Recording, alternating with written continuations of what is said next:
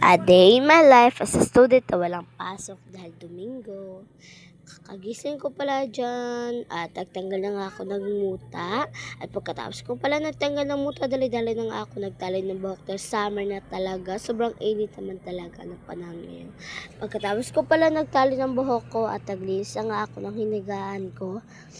Ang bigat pala ng mga unan dyan. Pasensya na nga po yung boses ko. Dahil napapasok talaga yung vlogger nyo. Zara Mulis Vlogger.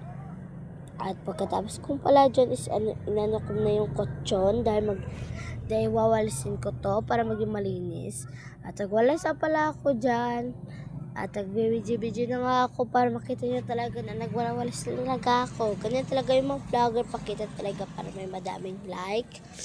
At chinalis nga ako dyan at nagwalis nga parang sa ibaba. Ganyan talaga yung mga vlogger. At umubos nga pala tayo at tinignan ko yung cellphone ko dahil ganyan talaga yung mga vlogger, guys. Parang kinakaption lang nila yung mga yung mga pinindutilaan. Pagkatapos ko pala is naghilamos nga ako at kumuha ko ng baso.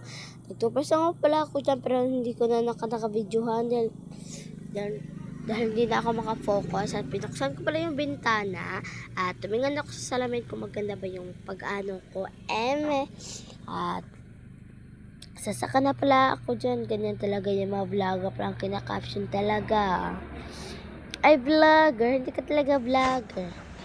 At nagano na nga muna ako at binidyo ko muna pala yung yan pala sa tricycle ni Dada.